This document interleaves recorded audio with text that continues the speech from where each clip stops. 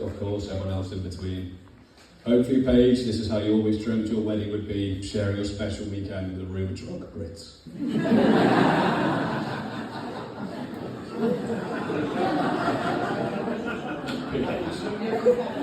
Just PH. I've had the privilege of knowing Zach and his family from the age of 7. From playing rugby together, we were coached by Luke in the younger years, and that just can't have been fun, mate. I know I was a pain, but there's definitely some guys near who must have been a hell of a lot worse.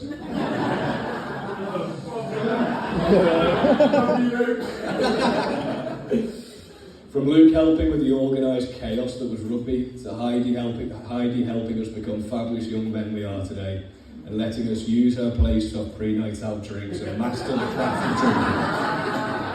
Hi, Sam Luke, and of course Vaughan too. I can only imagine how proud you are of the man he has become today. Zach, we've had our fair share of fun in our friendship together, mate. From our Zante holidays to countless nights out as kids and responsible young men. From having to redo a year of school together to everything else in between.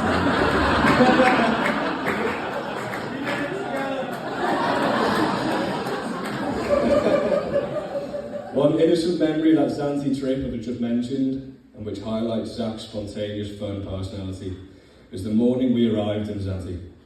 For those that don't know Zante, it's a small island off Greece, bit of a party island. Pretty well known for adventuring to and partying at a young age.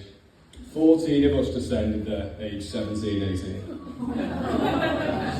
But only 13 of us decided it was a good idea to go straight to the hotel from the airport transfer. We arrived off the bus to our run-down, fun little hotel, and before we had even got to our room or taken the bags into the hotel, Zach had disappeared.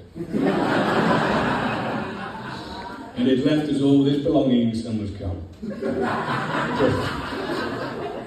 He eventually turns up and announces to the group he's rented a quad bike, and it's outside.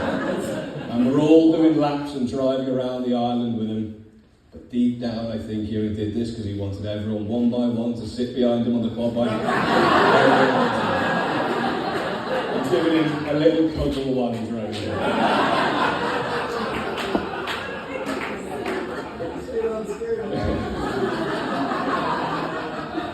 He's always been a touchy-feely kind of guy. He was my big spoon for many years. Except that's a room of people that don't know.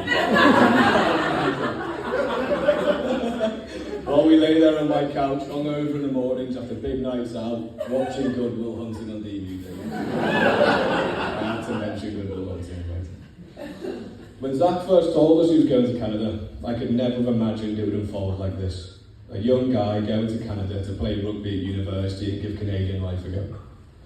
I thought we'd be back in a couple of years with a few frat party stories and we'd carry on pretending like we would never grow up. But you ruined that.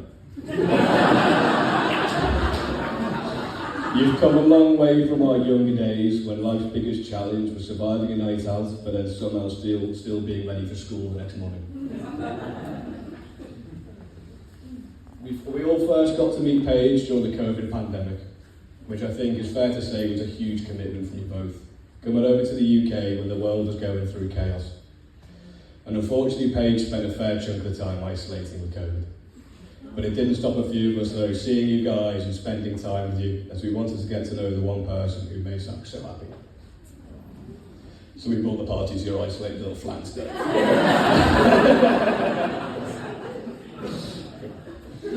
Last summer, I was asked to go and fly out to see Zach and Paige on one of their European trips and spend some time with them in Palma in Spain. Even more of a privilege was watching Zach and Paige compete at golf against each other. Unfortunately, I was carrying severe back injury and couldn't play or swing a golf club at the time. But that meant I had the first row seats to watch Paige annihilate Zach.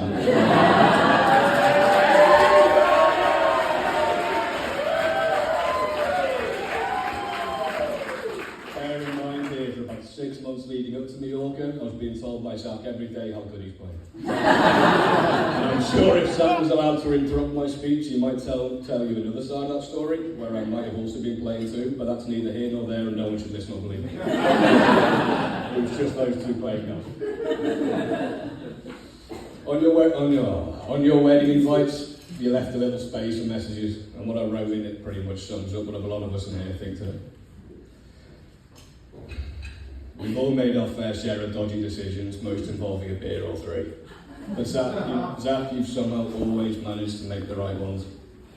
Whilst the rest of us were just trying to figure out how to play this game that we call life. But your best decision is choosing to marry that lovely lady who sat next to you, now call your wife.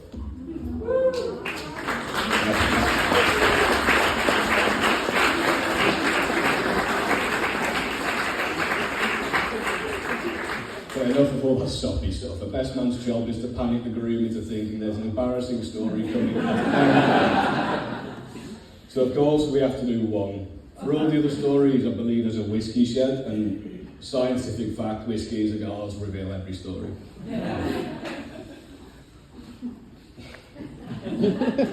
Now there's an infamous rugby tour story from back home, which I simply had to include. I wasn't there, so I had the honour of getting Max Billington to write me in his own words how this trip went. Billy was lucky enough to be present on this trip in Italy, so he wrote this in his own words. Zach and I were 16 years of age and went on a rugby tour with a team who were 2 years older than us. You can imagine the size differences. So for a little Dutch courage, the boys thought it'd be a good idea to have a quick shot of Jaeger and settle the nerves of having to tackle 6'5" grown men. Turns out that shot went down a little too well for them, and they decided to have another one. A whole bottle of Jaeger later, the fears of the game were long gone. But unfortunately, so did the ability for Zach's legs to move. As the boys walked to the bus to get to the game, they started to see a slight issue as it took 2 people to carry Zach out of the hotel.